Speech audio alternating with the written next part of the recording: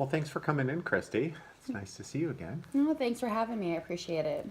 So, you wanted to come in and talk to me a little bit about some challenges that you're having in your life. Tell me what's going on. Yeah, actually, I am getting ready to switch jobs. Oh, wow. Yeah, so and the job is spiritual based. Oh, really? Yeah. So, what kind of work do you do? So currently, right now, I'm just getting in the field. I just finished school, Okay. and so I'm going to become a substance abuse counselor. So with this new job that I might be taking on, is also included talking about God. Oh, wow. Well, how does that fit in with your current spiritual beliefs? Tell me a little bit about that. With myself, I believe that I have a great spiritual belief. I have a higher power that I believe in. But, I think taking on this job right now, I feel a little uncomfortable, talking to clients about how they feel about their higher power. Oh, interesting. So, is this your first time kind of in this role as a counselor? Do you have experience before? I had a current job where talking about spirituality was not permitted. So this will Okay. be my first challenge of, going into another job, which is really hard, because change. And then on Yeah. two, I can also be very open and discuss about God. And we'll be teaching a book that we will be using for our clients. Interesting. So, I heard a little bit of apprehension and a little bit of conflict come up. Where does that conflict come up for you?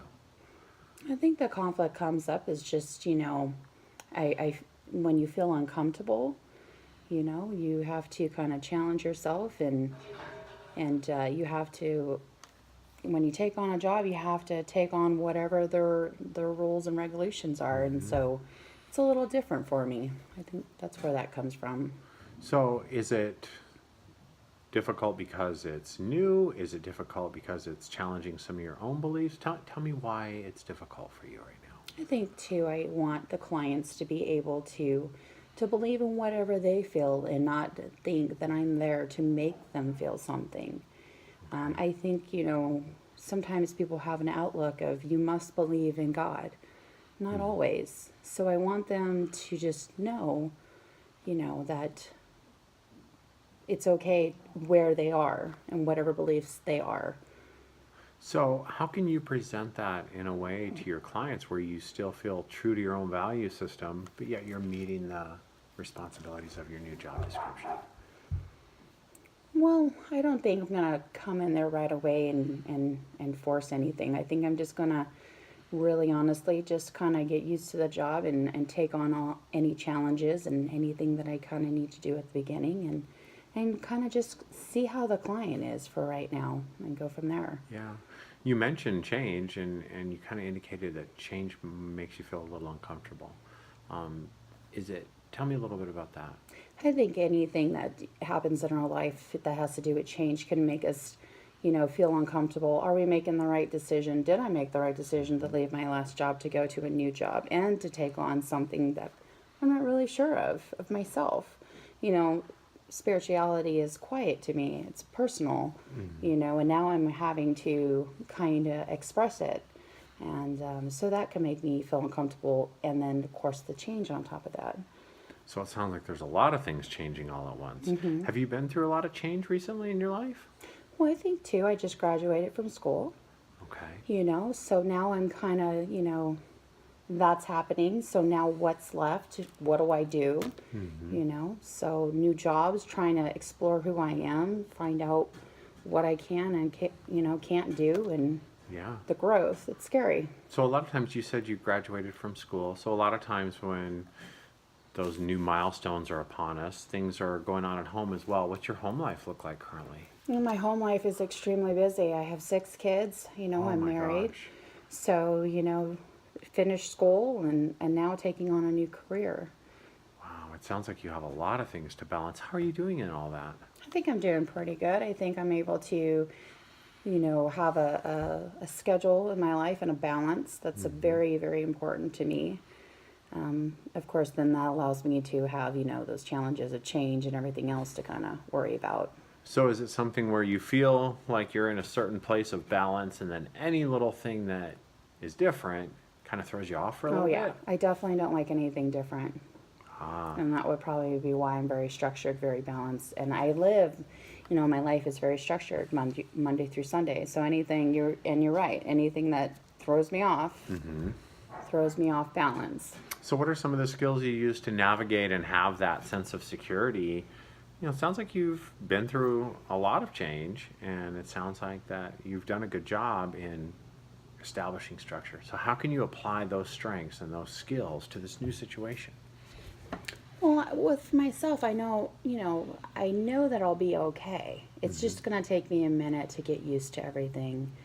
And the skills I'll continue to use, such as, taking care of myself, exercising, giving me those things, to help my mental status as I go through this growth opportunity is what I would call it. But, What are the feelings associated with a new opportunity like that? What are some of the feelings? If you can name a feeling that change brings up in you, what is it? it's definitely fear.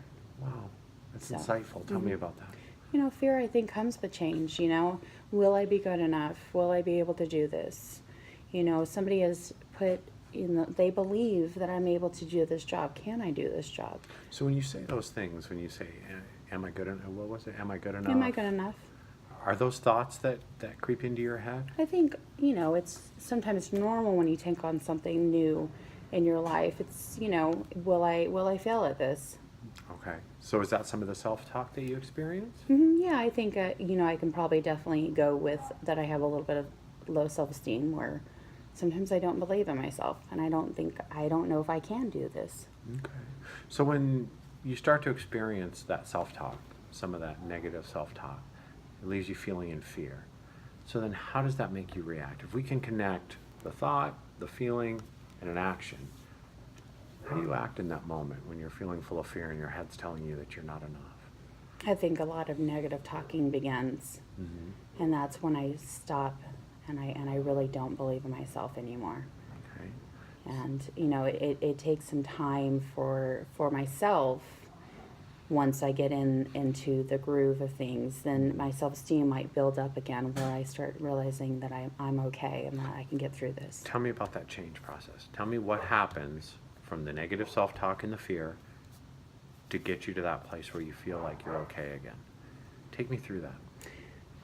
Basically, the fear talk usually will start with me is that you'll start to see like mood swings.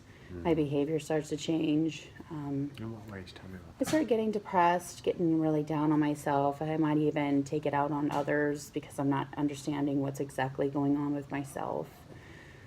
And usually that will happen for about a few days until I can kind of get comfortable. And that's where we talk about, being comfortable. So this is where I'm feeling uncomfortable. These are why my moods are the way that they are. Okay. And so once I start getting the feel that everything's okay and that I can maybe get through this, that's when the moods start getting more positive. Okay.